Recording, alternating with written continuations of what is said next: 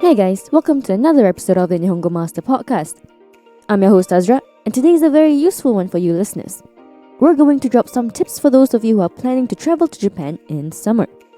As we mentioned quite a couple times before, and if you've tuned in to our first episode of this season, Japanese summer can be quite drastic in comparison to some of the summers you guys are used to. So why not prepare in advance in terms of what to pack, so you can meet most of the heat, am I right?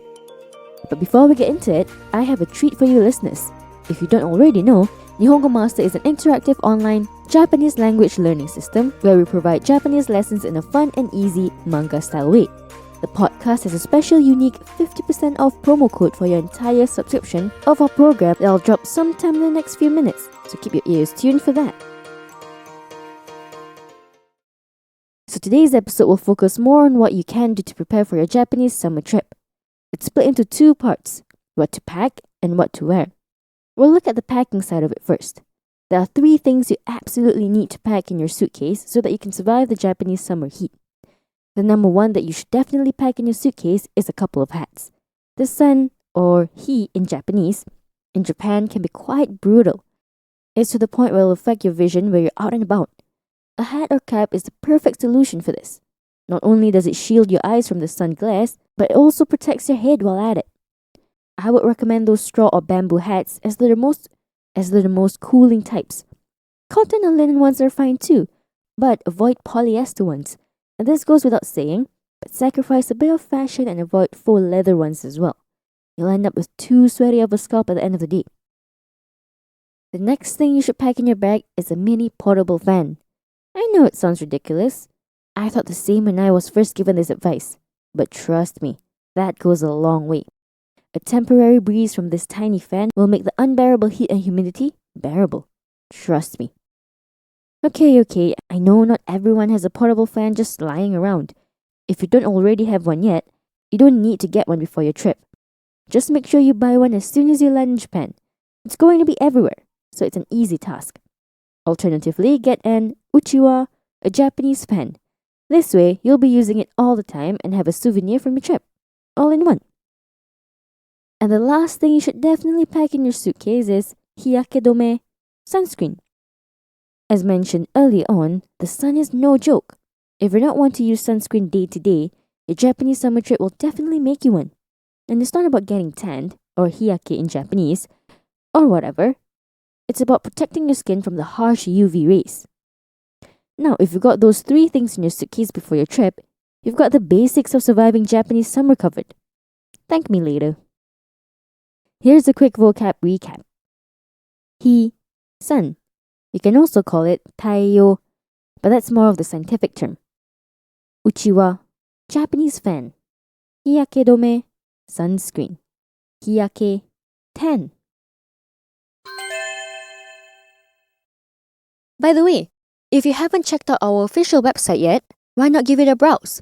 At Nihongo Master, we offer efficient Japanese lessons that are quick, easy, and fun for Japanese language learners of all levels, from beginners to advanced. Our smart tools will assist you in areas where you need a little bit of a push and congratulate you on the ones you've aced. With a community of over 50,000 Japanese students, you're not alone on your learning journey.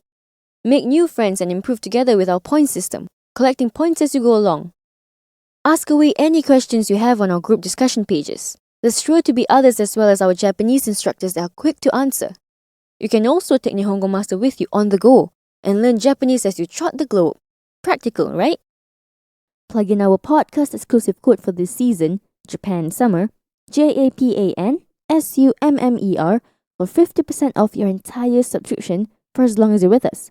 You'll be able to learn Japanese at any time of the day, anywhere in the world, for just $10 a month. The next section we're looking at is what to wear during Japanese summer.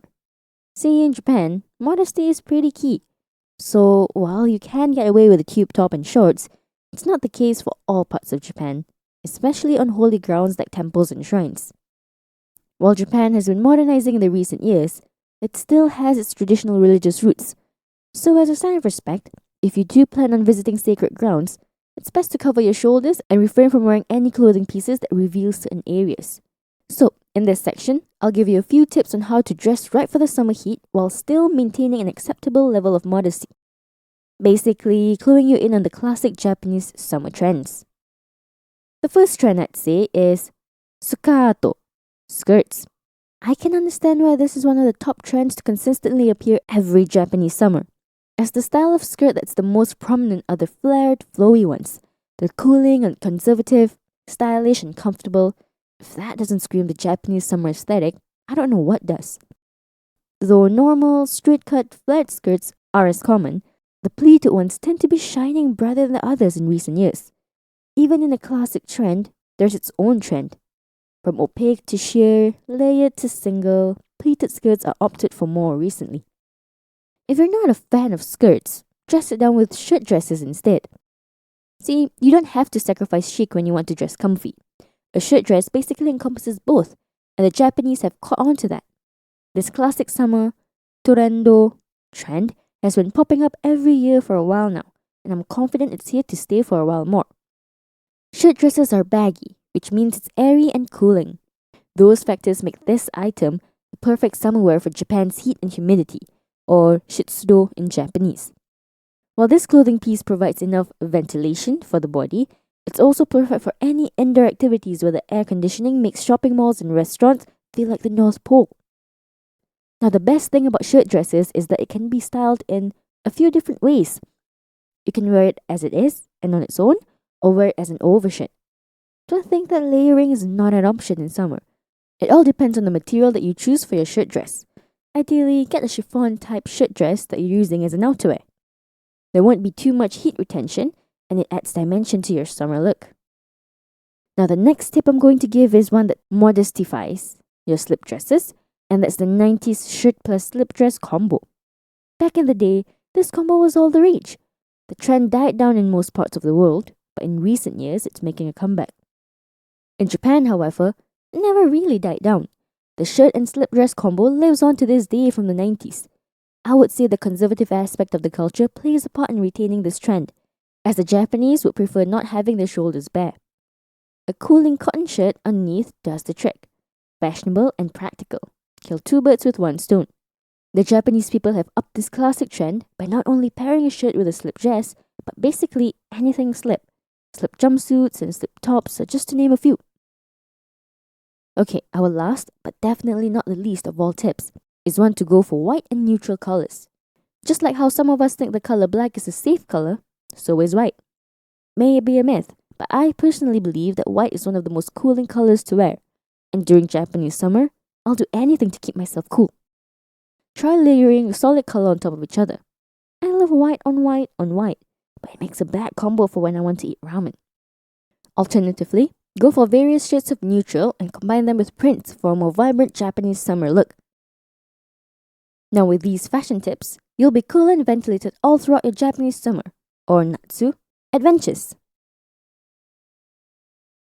Now for a quick vocab recap. Sukato, skirt. Shitsudo, humidity. Torendo, trend. Natsu, summer. For those of you who have yet to experience Japanese summer, I definitely recommend you to despite the heat. It's one of the most eventful seasons in the country and you wouldn't want to miss that out. With these tips to prepare for your Japanese summer trip, you're going to have a blast. What else do you think is essential to prepare before a summer trip? Tell us your thoughts by commenting on our social media platforms. You can find us on Twitter, Facebook, and Instagram. Also, head over to the Nihongo Master blog if you're interested in reading up on topics like these some more. Now, this season is extra special to me because this will be my last season on the podcast as your host. For our OG listeners, we've come a long way, 13 seasons. Hope to have you tuned in to the end of this one. Also, you can find me on my Instagram handle, Azra Shakira, AZRASYAKIREH. And if you're keen on picking up some more Japanese for yourself, pop onto our official website, nihongomaster.com, to learn more. While you're at it, why not get yourself a subscription? Get a head start on your Nihongo journey with the Nihongo Master. Now, if you've missed the promo code earlier on, we'll say it again now. Plug in Japan Summer, JAPANSUMMER, at checkout to get 50% off your subscription forever. Yep, your monthly or yearly subscription is half off using this podcast exclusive code. So go on, sign up now. and thank you so much for listening in. Join me in the next one, where I'll be walking down the avenue of Japan's rich summer culture. Mata ne!